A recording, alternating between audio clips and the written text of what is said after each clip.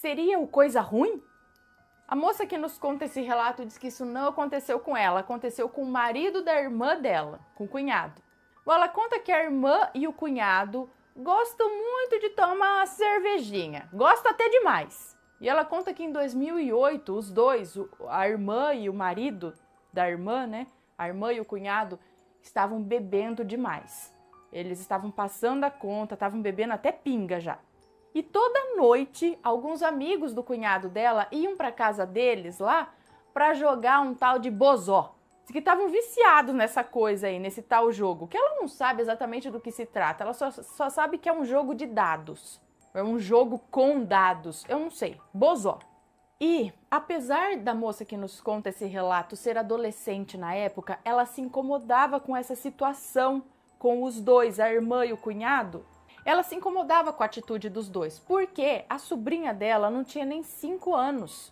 E aí, frequentemente, a moça que nos conta o relato ia lá, buscava a sobrinha para dormir com ela. Para a menina não achar normal ter sempre os pais bêbados em casa e a casa cheia de estranhos. E numa dessas noites de bebida e jogo, ela lembra que estava fazendo bastante frio, o que é bem atípico, né? Lá para aqueles lados do norte, nordeste. E já passava das 4 da manhã quando o cunhado dela e a irmã estavam lá batendo desesperados no portão da casa da moça que nos conta esse relato. Claro que acordou todo mundo da casa, acordou ela, acordou as irmãs, acordou a mãe. E eles estavam lá desesperados, querendo levar a filha deles, a garotinha de 4 anos, né? Não tinha nem 5 anos, ela tinha 4, querendo levar a filha embora. Eles estavam aos prantos, nervosos, querendo que a filha fosse dormir com eles em casa. Aí a mãe dela falou para eles terem calma e contar o que aconteceu. Então o cunhado dela, tremendo e com os olhos cheios d'água, contou que estava ele e mais 2 amigos jogando bozó numa mesa para 4 pessoas. Ou seja, havia um lugar vago, né? Estavam em 3 jogando numa mesa para 4. E estavam jogando ali com todas as portas e janelas da casa abertas, o que é normal lá.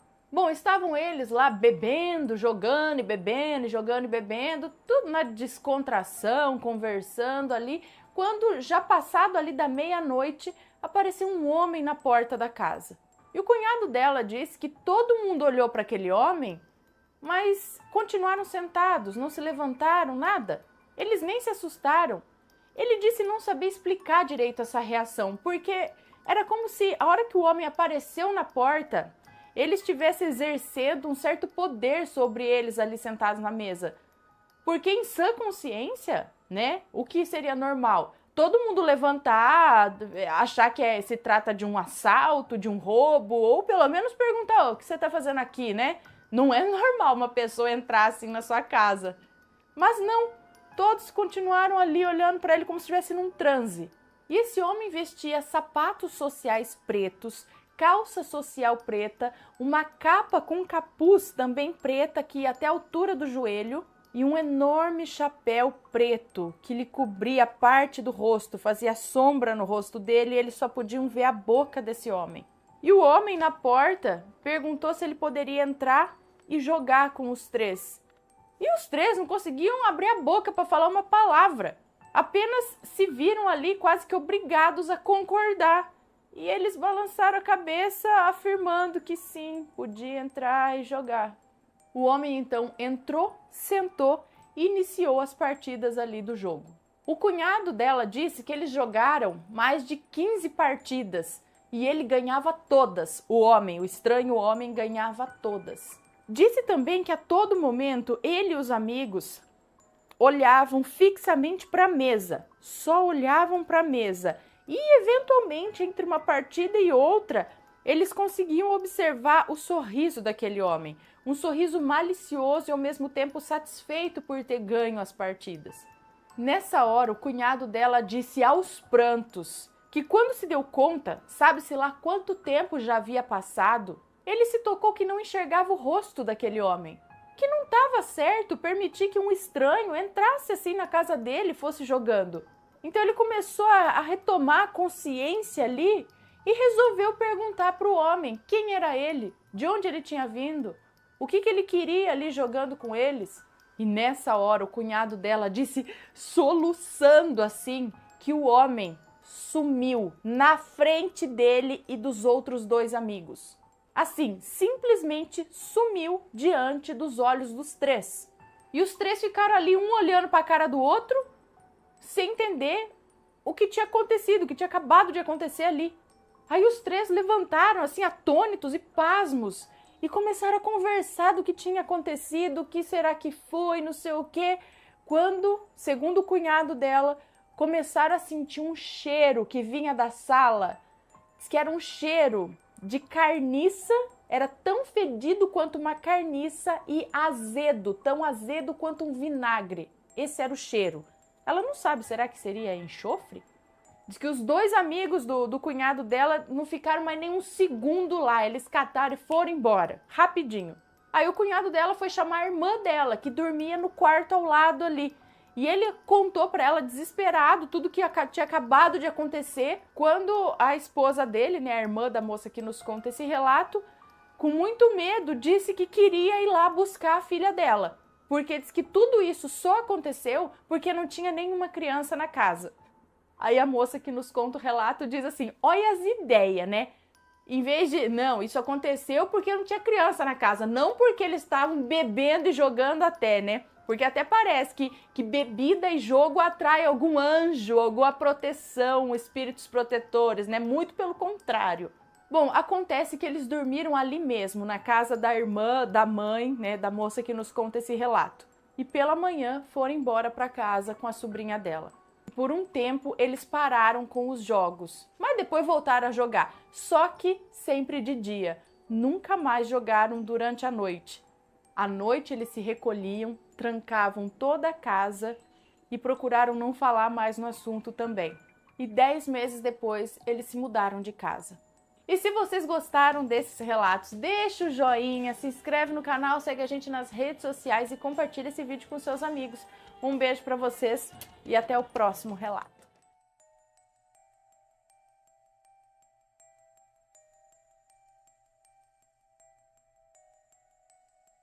Ah, não, tá certo.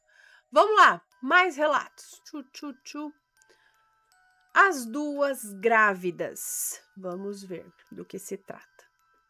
Olá, Ana. Olá, assombrados. O meu nome é Fulana e hoje eu vou contar um relato que me aconteceu há um tempo atrás, quando eu era mais nova. Pode ficar despreocupada que se houver nomes estão todos trocados. Vamos lá. Eu era uma menina que desde nova sempre via muitas coisas. Toda a minha infância foi assim. Eu morava com os meus pais, avós e irmãos lá no Nordeste.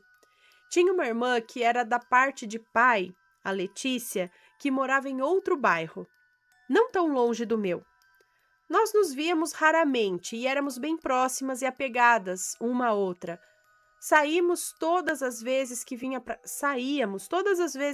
ela vinha para casa, eu acho. Eu gostava bastante. Eu, como uma boa irmã, escondia até os seus segredos que me... Eu, como uma boa irmã, escondia até os seus segredos que ela me contava ou que eu acabava encontrando em seu celular. Guarde essa informação. Próximo à minha casa morava uma garota, a Sabrina, conhecida da gente. Guarde essa informação também. A Letícia também era amiga da Sabrina. Saíamos sempre nós 3. Ficávamos até altas horas na frente de casa conversando. Numa certa noite eu tive um sonho. Não iguais aos outros. Ele era um pouco estranho. Na verdade, ele era muito real.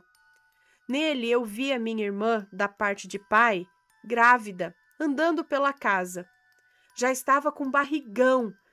Eu fiquei tão surpresa. Ela nem namorava. Como podia vir a acontecer isso? Mas eu sabia que ela tinha uns namoradinhos, né? Quem não sabia eram os outros. E todos ficaram surpresos. No final desse sonho, eu fui junto com ela ao hospital. Olha lá quem me aparece com o menino nos braços, a nossa amiga Sabrina. Eu fiquei muito chocada, até porque foi tudo muito rápido. Não surpresa, pois ela só vivia com vários meninos, né? não era de se espantar tanto uma gravidez para ela. Bom, os detalhes desse sonho eu não me recordo muito bem. Eu era muito nova, né? Bom, mas continuando. Na manhã seguinte, eu fui direto contar esse sonho para minha mãe. Não, fui contar esse sonho para minha mãe e para todo mundo, acho. Contei para Sabrina do sonho na mesma manhã. Ela ficou espantada, muito espantada mesmo. A Letícia nem reagiu muito. Coitada, nem namorava, nem tinha condições disso acontecer. Mas os meses foram se passando e esse sonho já tinha sido até esquecido. E adivinha quem apareceu grávida? A nossa amiga Sabrina. E logo em seguida, a minha irmã, Letícia, começou a namorar, engravidou e se casou. A Sabrina, infelizmente, acabou engravidando de algum rolo que não chegou a se tornar um relacionamento. Ela teve o seu bebê e mais um acerto ela teve o seu bebê e mais um acerto do meu sonho, pois era um menino. Assim como no sonho ela viu a Sabrina carregando um menino. Era um menino. Um menino muito lindo, assim como no sonho. Após todo esse acontecimento, eu não tive mais sonhos como esses. Me disseram que quando a gente vê, a gente não pode contar para ninguém sobre eles. E eu, inocentemente, contei para todo mundo. Não sei se um dia eu vou ter novamente visões como essas. A minha avó tem muitos avisos em sonhos. E sonhos também...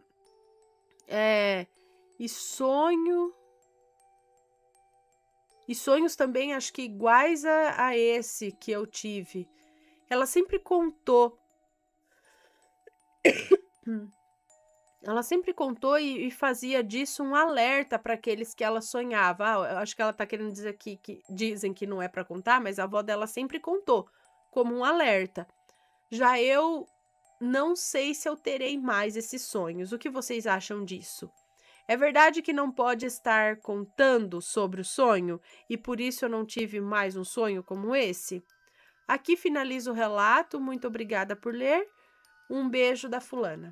Um beijo para você, muito obrigada. Eu particularmente acho besteira esse negócio de que não pode contar o sonho e tal. Eu acho que não tem nada a ver, não.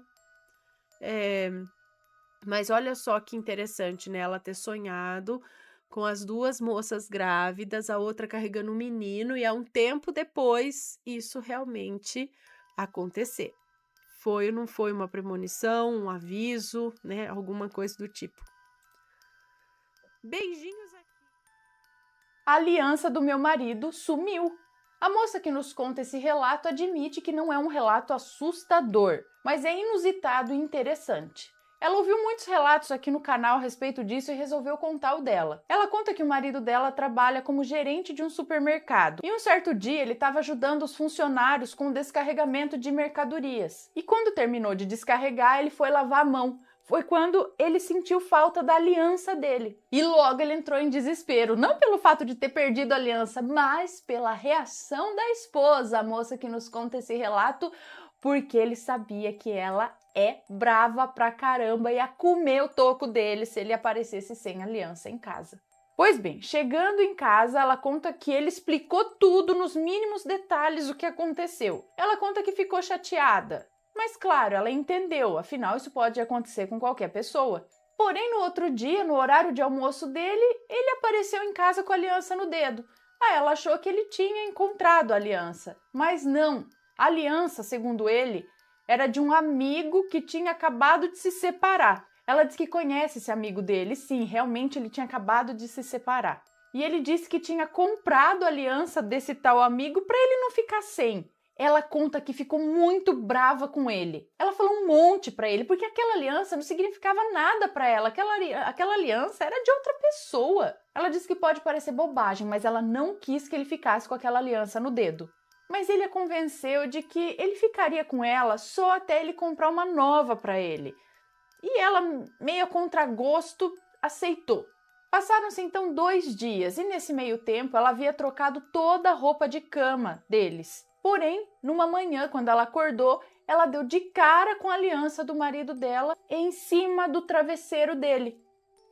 Ela conta que ficou perplexa. Como pode. Como ela disse, ela tinha trocado toda a roupa de cama um dia antes de encontrar a aliança. Ela não só arrumou a cama, ela trocou toda a roupa de cama. Não tinha como aquela aliança estar ali aquele tempo todo. Até porque ele perdeu a aliança no trabalho e ele tem certeza disso. Porque pouco antes dele fazer o descarregamento das mercadorias, ele estava assinando alguns papéis e ele viu que a aliança estava no dedo dele enquanto ele assinava esses papéis. E quando ele chegou em casa, ela mostrou a aliança a ele e os dois ficaram assim, um olhando para a cara do outro, sem entender nada do que tinha acontecido. Por fim, ele devolveu a aliança do amigo e voltou a usar a aliança dele mesmo.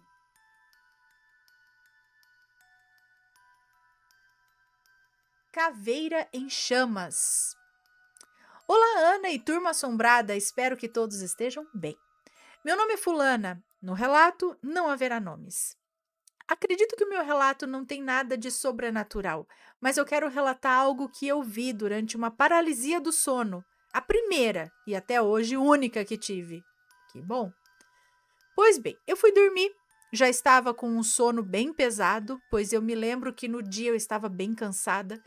E então eu estava lá deitada, virada de barriga para cima e fui virar para o lado da porta, ao menos tentar virar, já que eu não consegui. Para melhor entendimento, a minha cama fica em frente à porta, que dá para o corredor que vai para a cozinha. Então, se eu virar para um lado, eu fico de cara para a parede. Se eu virar do outro, eu fico de cara para o corredor. E o meu quarto não tem portas. Pois bem, eu estava indo me virar para o lado do corredor. E aí eu travei e não consegui me virar por completo. Eu só travei toda torta na cama, porém com a cabeça mais virada para o corredor do que o resto do corpo. E então, do nada, vejo no corredor uma chama de fogo bem forte e alta. E eu estranhei porque ela não saía do chão. A chama estava... porque ela não saía do chão. Ah, tá. A chama, o fogo, não vinha do chão. Ela estava já flutuando no ar. E então apareceu um rosto de uma caveira nesse fogo, abrindo a boca. E eu lá toda torta na cama, em desespero. Eu estava com muita falta de ar, pois a posição não favorecia. E então, com muita força, eu fechei os olhos e meu corpo do nada relaxou com tudo. Eu fiquei com algumas dores nos músculos depois de tanta força que fiz para colocar a coberta no rosto. Que foi uma tentativa sem sucesso. Na época eu tinha 15 anos, hoje eu tenho 19. E até hoje nada mais parecido me aconteceu, graças a Deus. E até a próxima. Amo o canal.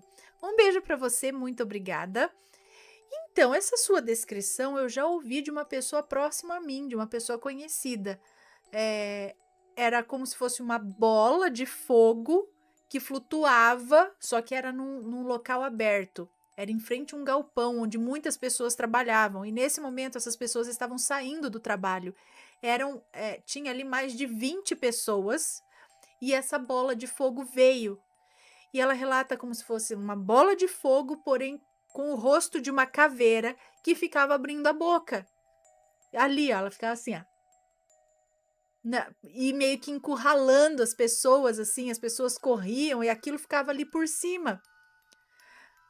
Agora, o que é isso, gente? E ela viu isso numa paralisia do sono dentro de casa.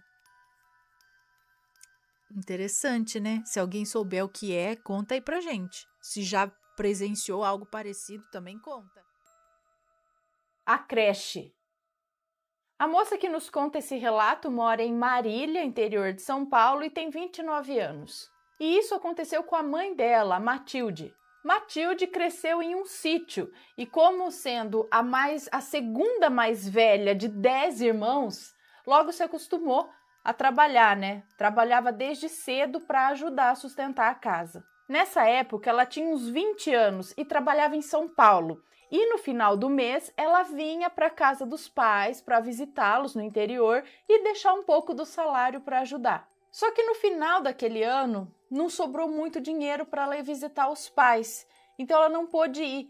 E aí ela resolveu visitar uma tia dela que morava na mesma cidade. E como naquela época não tinha assim muito telefone, muito menos celular para você avisar para a pessoa que estava indo e tal, ela simplesmente resolveu pegar o ônibus e ir. Mas quando chegou lá, bateu na casa da tia e não tinha ninguém. E ela teve que voltar para trás. Chateada, voltou, pegou o ônibus ainda muito triste. Quando um rapaz branco, de cabelo bem escuro, olhos bem azuis, chegou até ela e disse que não era daquela cidade e que procurava por um tal lugar. O moço se chamava André. E Matilde, como sempre foi muito generosa, muito bondosa, não hesitou em ajudá-lo. E ela disse que ela desceria do ônibus bem nesse caminho, então ela mostraria para ele onde era esse tal lugar. Lembrando que naquela época as pessoas não eram tão preocupadas com esse negócio de golpe, né, ou de dar ouvidos para pessoas estranhas. O pessoal era mais tranquilo naquela época. Então eles desceram do ônibus e como já havia passado da hora do almoço, ela desceu e foi até uma lanchonete para comer alguma coisa. Ofereceu para o André, que educadamente recusou, e ela fala que esse André ele não parava de tagarelar, ele falava, haja assunto. Enfim, ela indicou para ele, né, onde que era, como ele deveria ir, né, para esse tal lugar, só que ele pediu para ela acompanhá-lo, que ele tinha que entregar ou pegar alguma coisa nesse lugar. Ela conta que Matilde ainda estava bem chateada por ter ido à toa na casa da tia e não ter ninguém lá e também por não poder passar o final de ano junto com os pais. Mas como o rapaz era sempre gentil, nunca lhe faltava com respeito, ela não sabia dizer não. Bem, ela o acompanhou, ela foi com ele. Então foram seguindo o caminho e ele tagarelando e ela, como sempre, quietinha na dela. Quando chegaram até o tal lugar, que era uma casa, que parecia uma casa antiga onde funcionava uma creche. Eles bateram palma e quem atendeu foi uma moça loira, muito alta, com duas tranças assim, mas muito simpática. Então os dois, né, o André e essa moça, conversaram um monte numa língua que ela diz que talvez seja alemão. E diz que atrás dessa moça havia 9 crianças. Só que essas crianças tinham uma pele meio grossa, meio escamosa. Eram umas peles meio ásperas. Mas estavam ali sempre brincando e dando risadas gostosas. Então André e essa moça entraram num cômodo que talvez fosse um escritório, parecia alguma coisa do tipo. E sempre conversando nessa língua aí que parecia talvez alemão. E Matilde ficou ali na sala. Enquanto isso, as crianças fizeram uma roda em volta dela e ficaram ali brincando. E nesse momento, ela disse que sentiu tanta paz, foi um momento tão gostoso que ela chegou a esquecer aquela frustração por não ter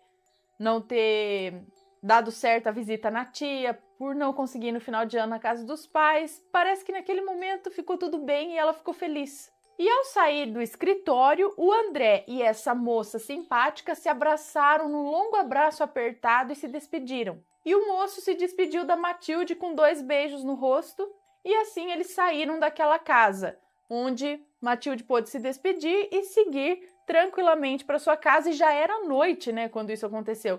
E foi para casa sem olhar para trás. Bom, no ano seguinte, a Matilde conheceu um rapaz e ela começou a namorar esse rapaz que hoje, né, que viria a ser seu futuro marido e pai da moça que nos conta esse relato. E numa noite, saíram ela, o namorado e uns amigos do namorado dela. E esses amigos, na época, trabalhavam com obras. Então, no meio da conversa, saiu um papo sobre uma casa que pegou fogo e que estavam demolindo essa casa para construir um comércio ou algo do tipo. E adivinhem, era o mesmo lugar, aquela casa, era a mesma creche. E aí a Matilde perguntou, nossa, mas a creche pegou fogo? E contou que esteve lá no ano passado. E aí todo mundo olhou meio espantado para ela e falou, mas isso aconteceu há uns 3 anos e lá, depois disso, ficou abandonado. E Matilde falou que não, fazia poucos meses que ela tinha ido lá e ela viu a casa, estava inteira. Foi então que ela se tocou e lembrou das peles grossas daquelas crianças e que aquilo parecia assim com queimaduras.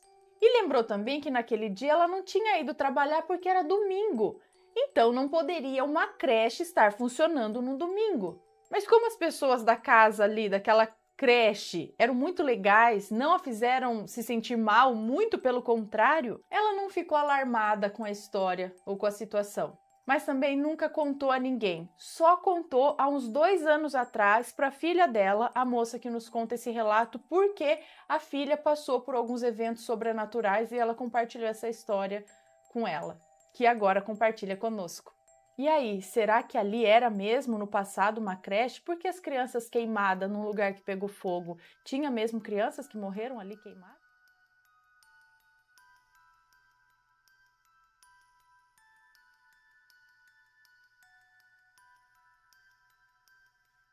E não se esqueçam de deixar o like no vídeo.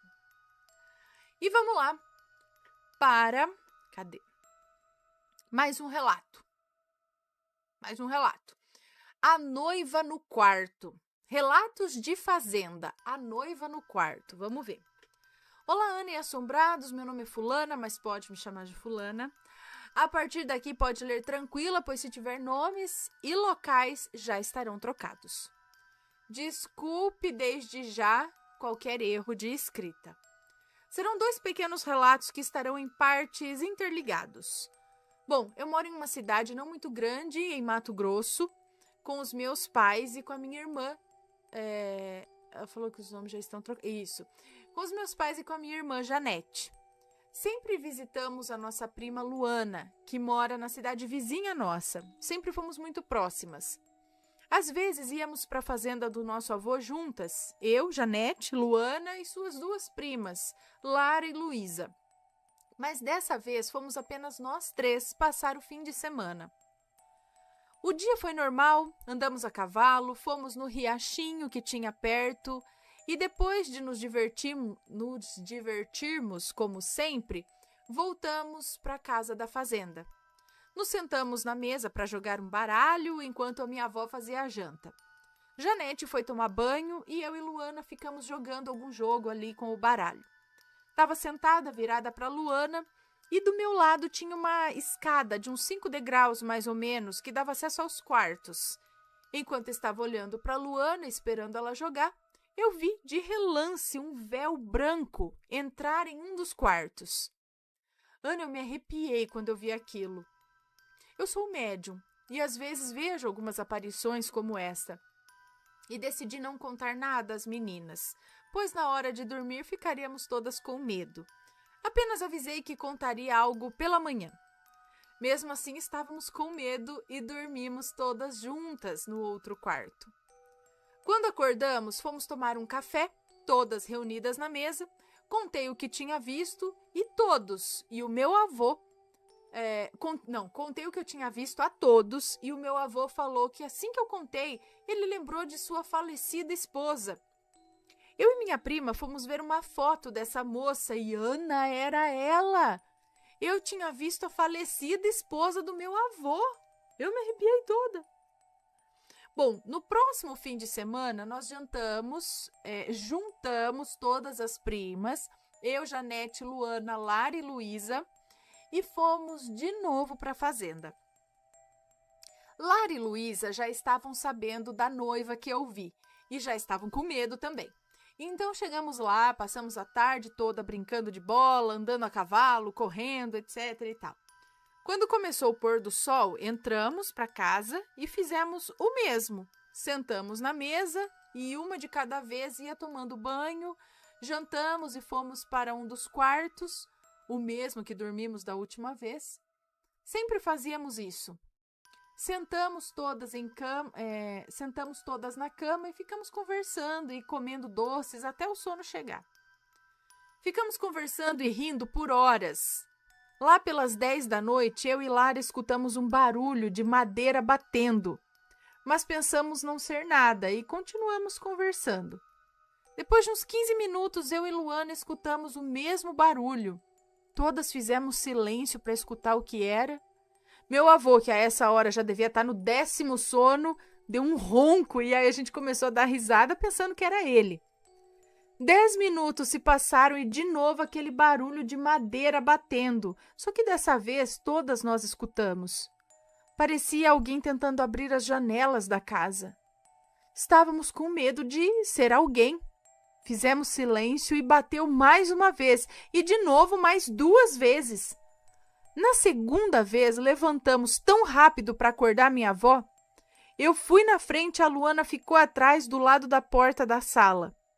Eu estava tentando acordar minha avó e escutamos o barulho de novo e a porta da sala abriu. A gente gritou tanto. Os cães da fazenda estavam todos com medo. A cachorrinha mais nova entrou na casa e parecia que estava revistando a casa, sabe? E um detalhe, são 3 cães pastor alemão. Os cachorros nunca tinham entrado na casa e até o cachorro mais bravo estava com medo. Minha avó trancou a porta e nós 5, tremendo, voltamos para o quarto e começamos a rezar. Estávamos com medo, mas pensamos que eram os cães tentando abrir a porta, né? E depois de um tempo fomos dormir. Eu e Luana num quarto e as outras meninas no outro quarto. O dia seguinte foi tranquilo e até estávamos rindo do nosso escândalo. O que ficamos pensando até hoje é por que os cachorros estavam com tanto medo? Se fosse alguém, eles teriam latido, certo? Mas não houve nenhum latido. Escutamos o barulho na janela da cozinha, que não tem como os cães alcançarem, eles não chegam até lá. Até hoje temos medo do ocorrido. No dia, a gente gritou tanto que o casal que mora na fazenda acordou. Hoje nós rimos do que aconteceu, mas ainda temos medo. Essa fazenda tem várias histórias, como uma vez que a minha avó viu um homem andando com o meu avô. Quando ele entrou na casa, ela perguntou quem era o rapaz que estava com ele há pouco tempo, né? Mas o meu avô respondeu que não tinha ninguém andando com homem nenhum, né? Ele não estava andando com ninguém. E também no hall da casa tem um quadro. Opa, mais um. Tem um quadro muito estranho da mata pegando fogo e cavalos fugindo assustados. Eu acho que eu conheço esse quadro. Todos acham esse quadro muito bizarro e não sabemos de onde vem ou quem fez. Agora só para mim, dá licença. Muito obrigada. Obrigada por ler esse relato, espero que tenham entendido. Me desculpem qualquer erro na escrita. Beijos para todos vocês. Beijos, muito obrigada. Então tem, sei lá, vai saber, né? Coisas que acontecem nas fazendas, mas olha só, vocês lembram desse quadro que ela descreveu aqui? Eu acho que foi até meio que um quadro famosinho, não foi, não? Esse quadro de cavalos fugindo de uma mata pegando fogo? Não é? Bom. Minhas memórias, morte e reencarnação. A moça que nos conta esse relato mora em São Paulo e essa história é de um tio-avô dela. Um senhor que era militar, estudado, de família, com ótimas condições financeiras e muito, muito temente a Deus.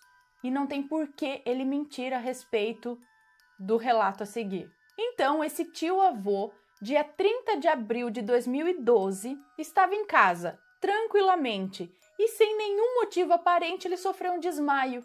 Foi socorrido no pronto-socorro e lá o médico prontamente o atendeu e após vários exames o médico constatou que o caso era grave e exigia internação. Assim ele foi transferido a um hospital e passou por vários exames. Então ele foi removido para um quarto onde vários pacientes brincavam, contavam piadas, davam risada enquanto ou aguardavam a alta ou aguardavam resultados de exames. E repentinamente, pelo que contam a ele, ele sofreu uma parada cardíaca e foi socorrido rapidamente pelos médicos, removido para o pronto-socorro e ali ele foi ressuscitado. E enquanto ele estava ali praticamente apagado, ele acordou num lugar muito estranho, coberto por nuvens e tinha ali 2 elevadores. Um ia para cima e o outro ia para baixo. Sem entender muito o que estava acontecendo, ele optou por entrar naquele que ia para baixo.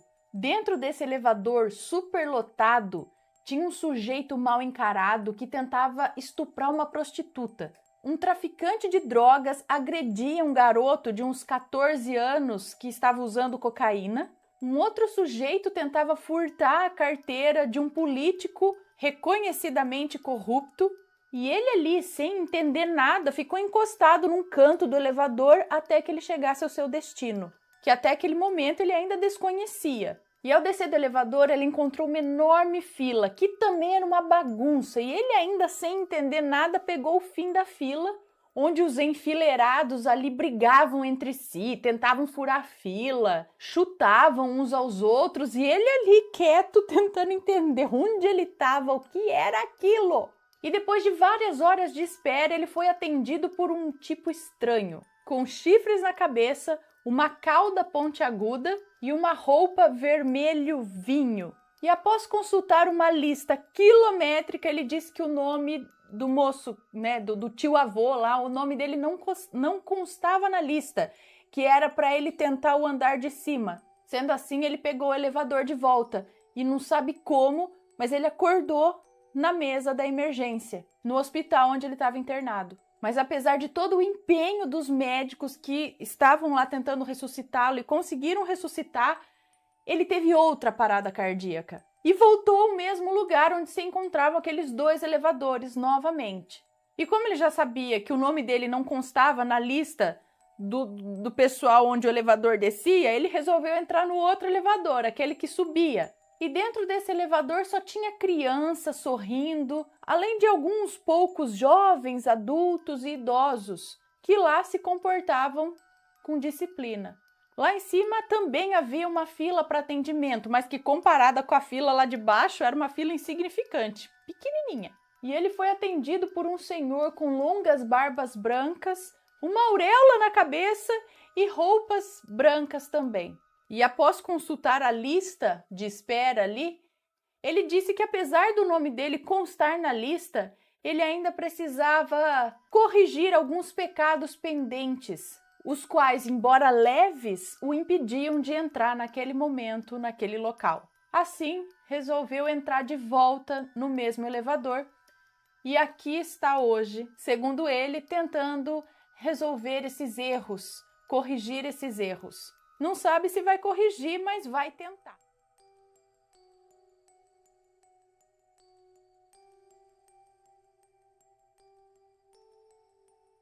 Relato: o dia que o meu tio bateu em um lobisomem. Olha! Vamos ver. Oi, Ana, meu nome é Fulana e moro no Rio de Janeiro. Esse relato foi minha mãe que me contou. Minha mãe... Peraí, os nomes estão trocados? Não falou nada. Minha mãe, vou chamá-la aqui de Teresa, nome trocado, nasceu em 1970 e nessa época ela tinha uns 17 anos. Era mais ou menos 1987. Ela morava em um bairro que havia poucas casas, já que o bairro ainda estava começando a se formar. E também naquela época era quase que um luxo ter eletricidade em casa. Em 87, depende do lugar. Então minha mãe ia para casa de uma amiga para assistir TV. Ela ia com o irmão mais novo, vou chamá-lo de Jorge, que ela dá o nome real, depois ela põe, vou chamá-lo de... Ela ia com o irmão mais novo, o Jorge, e eles iriam juntos depois do jantar. Mas o Jorge engoliu a comida e foi correndo na frente dela. Quando todos já estavam na casa da amiga, assistindo novela, enquanto esperavam o filme começar, ouviram um barulho vindo do galinheiro. As galinhas estavam muito assustadas e então Jorge e o fulaninho foram até o galinheiro para ver se não era algum cachorro indo comer as galinhas. Logo o fulaninho... Quem é o fulaninho? É alguém da outra casa? Logo o fulaninho foi chamar o seu pai, que já estava dormindo, para ir lá olhar o galinheiro. O pai do fulaninho foi lá fora, mas logo voltou, apenas dizendo que era para deixar quieto, que não era coisa boa. Riu, hein? O pai do fulaninho voltou a dormir. Mas Jorge e fulaninho, com toda a braveza de seus 15 anos, voltaram para o galinheiro e as meninas, bastante curiosas, foram atrás. Olhando pela fresta, eles puderam avistar um ser semelhante a um homem de 4 no chão. O corpo estava com pelos, mas ainda dava para ver que era um homem. Esse homem também tinha as orelhas semelhantes às de cachorro e um focinho, mas os olhos ainda eram de gente. Todos voltaram para a casa do fulaninho. Mais tarde, Jorge levou Teresa de volta para casa. Mas a história não acabou aqui. Jorge, logo que deixou Teresa em casa, voltou com o fulaninho para o galinheiro e deu uma surra no lobisomem. Como assim? Que destruiu o galinheiro e saiu descendo a rua com os garotos lhe tacando pauladas. Se danou pro escuro. O bicho saiu porque... Um fato muito relevante é que no bairro vizinho tinha um homem que tinha fama de ser lobisomem. Poderia ser o calor que fosse, esse homem vivia apenas de casaco de lã. Segundo as pessoas diziam, que ele virava lobisomem.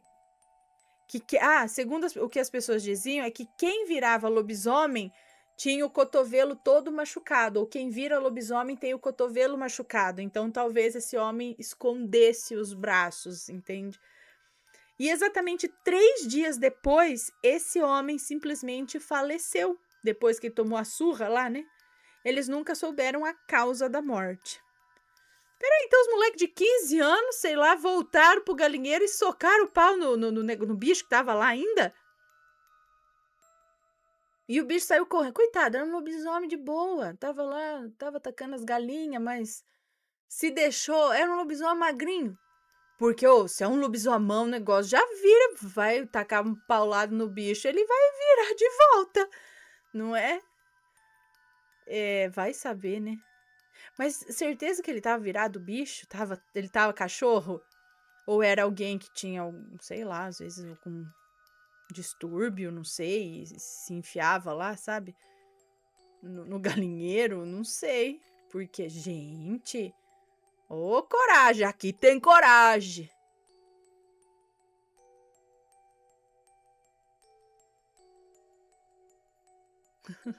Era um lobisomem aposentado.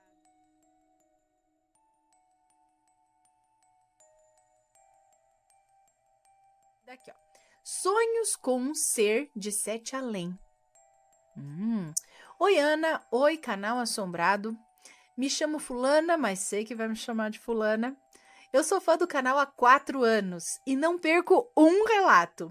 Tô enviando novamente esse daqui. Não há nomes. Ok. Em 2020, pandemia, lembro-me de me viciar nessas histórias aí de 7 além, que começaram a ocorrer aqui no canal, né? Várias histórias. Eu fiquei viciada mesmo. E aí começaram os sonhos. Eu sou médium, sensitiva. Com isso, estamos mais suscetíveis a eventos paranormais, né? Além de que, desde pequena, possuo a mediunidade do sonho. Ou seja, eu sempre sonhei com visões, tive premonições por sonhos, avisos através de sonhos, eventos em projeção astral, sonho lúcido. O que vem a ocorrer foi em projeção astral. Bom, primeiro, eu sonhei que estava em um portal muito grande e bonito, em uma montanha. Quando vi que ao lado estava uma criatura com um capuz negro que me dizia assim: você não pode entrar em 7 além. Aí eu acordei e pensei: é como se eu quisesse entrar lá, né? Né? Oh, meu Deus, é 7 além, não pode estar aqui, não pode lá. Quem falou que eu quero? Ai, tem que sair daqui. É o que eu mais quero sair daqui, mas que jeito? Bota uns avisos que a gente sai rápido, não fica aqui zanzando, não quer ficar bravo que a gente tá aqui. Olha só, perdendo paciência com o povo de 7 além. Brincadeira, gente. Eu tô brincando aqui, mas é que assim, né? Não precisa ser tão grosso tudo. Não é que a gente quer lá, quer invadir. A situação lá não tá muito boa, né? Não tá assim com tanta vontade de ficar por lá. É curioso tudo, mas quando a gente vai pra lá é sempre por acidente. Calma, calma aí. Não precisa vir querer pegar e mandar embora. Já vou, só me diga o caminho que eu saio. Mais ou menos assim. Então, aí o que ela falou aqui é como se eu quisesse, né, ficar lá. Aí, beleza. Segunda coisa. Após o primeiro sonho, continuei fascinada sobre esse tal lugar. Eu contava para os amigos a respeito, falava das histórias, até que eu sonhei novamente com aquele mesmo ser de capuz, porém com os olhos amarelos, que dizia assim: pare de falar de Sete Além para as pessoas. Ixi, eu tô ferrada, então. Eu e o Milice acordei novamente e não consegui dormir de tão real que foi aquilo. Bom, terceira coisa. Dessa vez, o ser de capuz preto e olhos amarelos estranhamente me cumprimentou em projeção, dizendo meu nome. E em seguida ele dizia assim: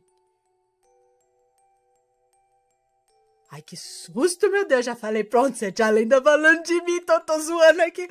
O ser disse o seguinte: diga ao dono do canal do YouTube, cujo nome do canal tem a ver com Sete Além, o primeiro homem que ajudou a divulgar a existência de Sete Além. Ou seja, acabei de falar dele. Olha lá, Melissa, é pra você. Para parar de divulgar Sete Além. Ó, Luciano, só tô passando o recado aqui, tá bom? Tá falando que é pra nós parar. Agora eu tô com medo. Por quê? Mas tem que falar, vamos ver aqui, ó. É que é pra parar de divulgar Sete Além. E aí aparecia o YouTube na minha tela mental nesse momento. E aí eu voltei ao corpo e acordei. Eu lembro que eu cheguei a comentar em um dos vídeos dele, e ele até respondeu que para ele já não era mais novidade e que é assim que começa. Começa o quê? Bom, foram situações surreais e depois disso eu parei de assistir histórias sobre esse lugar. Principalmente parei de comentar. Eles não querem que divulgue, embora já esteja bem divulgado, né? Ups! Creio que, de fato, não devemos fuxicar o que não conhecemos. Esse é o relato, espero que tenham gostado. E, embora muitos não acreditem na força espiritual da projeção astral e no mundo dos sonhos, saibam que são muito mais reais, pois somos seres espirituais. Ah, sim, eu acho muito interessante esse lado de lá que a gente acessa quando a gente dorme, né? Dorme. As projeções astrais, os sonhos e tudo mais. Muita coisa acontece mesmo aí, né, nesse mundo aí. Agora esse lance de Sete Além. Assim, não é para divulgar, mas, gente, nós estamos no mundo, né, na era da internet. Sete Além, não sei, mas tem muitas histórias, tem esse lance dessa dimensão paralela. A gente quer entender, porque muita gente vai pra lá sem querer. Acho que a maioria ou todos não sabe como vai e quer voltar. E aí a gente quer trocar experiência. Peraí, você foi? Como que volta? O que aconteceu lá? Por que a gente tá indo? O que é lá? Não é nada querendo afrontar, não quer. Não, pode continuar lá no seus, que a gente fica aqui no nosso. Inclusive, tem história de povo de Sete Além que vem aqui recrutar a gente daqui pra ir pra lá. Mas não pode ir pra lá. Eles podem vir pra cá. Tem gente que é daqui, tá vivendo lá, e que até quer viver lá. Não sei se é bem lá. Quando eu digo assim, eu acredito que não existe só Sete Além, entendeu? Sete Além pode ser uma das dimensões paralelas, das tantas que existem. Agora, por que tá emergindo muito isso pra cá? Não sei. Por que o povo de lá é sempre hostil? Eles têm meio que uma birra da gente aqui, mas a gente não tem culpa, não sei por quê, né? Não sei o que acontece. Se houvesse uma conversa, uma explicação mais amena, mas eles são muito, vai embora, para de falar. Por quê, gente? Ninguém quer invadir. Bom, não sei, né? Hoje em dia também já deve ter gente querendo invadir Sete Além, colonizar Sete Além, fazer as coisas, né? Ah, não, vamos lá, vamos fazer campanha política em Sete Além, essas coisas, capaz, bem capaz mesmo. Então, talvez eles estejam certos. Deixa eles lá, a gente aqui, mas a partir do momento que o negócio começa a fundir, a gente fica interessado sobre o que é, o que tá acontecendo, não é? Nada contra, nada assim, ouvir o pessoal de Sete Além, as coisas que some, que não sei o quê, né? Continue mandando as suas experiências. Não precisa parar, tá? Pode continuar mandando suas experiências. Se você teve alguma experiência, dimensão paralela. Você acredita que você foi para algum lugar desse tipo, ou foi falado o nome de Sete Além lá, né? Já recebi. Então, confesso que até eu ficava meio assim, falei, gente, será? Será que tem mesmo? Tem esse nome e tal? E até que eu escutei uns relatos de pessoas bem próximas, pessoas que eu conheço, com histórias que você fala, cara, meio que bate com essas coisas, hein? Nome de coisa de lá, esses recrutadores e... Eu fiquei cabreira até. E uai. E parece que é mais fácil deles se aproximarem de algumas pessoas. Não sei se tem uma sensibilidade maior, não sei se eles veem algum tipo de interesse. Pelo menos não falaram de mim, falaram do Milícia. Olha lá, Milícia. Mas... Um anjo me salvou de cães famintos. A moça que nos conta esse relato tem 25 anos e é de Recife, Pernambuco. E ela conta que há 20 anos atrás, ou seja, quando ela tinha 5 anos, ela morava com a mãe dela junto com a avó, lá no bairro Dois Irmãos, em Recife mesmo. Ela conta que a casa era numa ladeira e lá no fim da ladeira, diz que até hoje era uma igreja e é até hoje uma igreja batista. Igreja a qual ela frequentava, mas ela também ia às missas de terças e domingos. E também ia à catequese, ou seja, ela ia na igreja evangélica, na igreja batista e também na católica, ou seja, ela era super religiosa. E ela diz que ela não lembra o dia da semana que era, mas era um dia à tarde, e ela foi com a boneca dela para a casa da tia, para brincar com a prima dela. E ela conta que a rua que dava acesso à casa da tia dela era uma rua estreita e que no caminho, numa esquina, ficava a casa do seu Zé Menino, que era um senhor super simpático, que tinha ali um pequeno comércio onde ele vendia balas, bolachas, pipoca, essas bobagens. E na garagem desse senhor ficava 3 cachorros pastor alemão. Esses cachorros eram para proteção da casa, mas também eram cães de estimação, porque a esposa dele amava cães. E ela diz que esses cachorros não eram dóceis, não. Eles eram meio bravos, eles viviam trancafiados naquele espaço da garagem. E ela conta que estava se equilibrando ali no cantinho da calçada, em cima dessa garagem, que diz que não tinha teto, era aberta. Quando de repente ela sentiu uma mão a empurrando e um sorriso medonho, uma risada medonha. Sabe aquelas risadas de filme de terror? E ela acabou caindo dentro da garagem onde tinha os cães. Mas ela ter caído na garagem não foi a única surpresa para as pessoas, pois havia tipo uma cerca de arame farpado protegendo essa calçada justamente para ninguém cair na garagem com os cachorros, assim, sem querer. E ela diz que antes dela cair na garagem, os cachorros já estavam latindo muito, porque eles estavam com fome, eles ainda não tinham comido a comida deles daquele dia. E a esposa do seu Zé Menino estava de saída para ir para o mercado comprar coisas que faltavam ali no estabelecimento. E ela tinha pensado em dar comida para os cachorros depois que ela voltasse do supermercado. Só que aí, aqueles cachorros que estavam latindo sem parar, latindo loucamente, para ela, que caiu dentro da garagem, né? Eles estavam latindo, de repente eles pararam, se calaram. O que não era normal, não era da natureza deles, até porque eles estavam morrendo de fome. E a esposa daquele senhor achou estranho quando percebeu que os cães se calaram de uma hora para outra. Ela achou estranho aquele silêncio e saiu para ver. No que ela chegou na garagem, ela viu a moça que nos conta esse relato, então com 5 anos de idade, encolhidinha num canto da parede e os cães sentados de frente a ela. Os cães olhavam fixamente para a moça que nos conta esse relato. A mulher tomou um susto, ela viu a menina toda ensanguentada por conta do arame farpado, que ela caiu por cima, sei lá que jeito, e logo pegou a menina no colo para levar para casa dela, né, para casa da moça que nos conta esse relato, que era vizinha deles ali. E no instante que a mulher pegou ela no colo, os cachorros avançaram. Só que aí ela já estava no colo da mulher, né?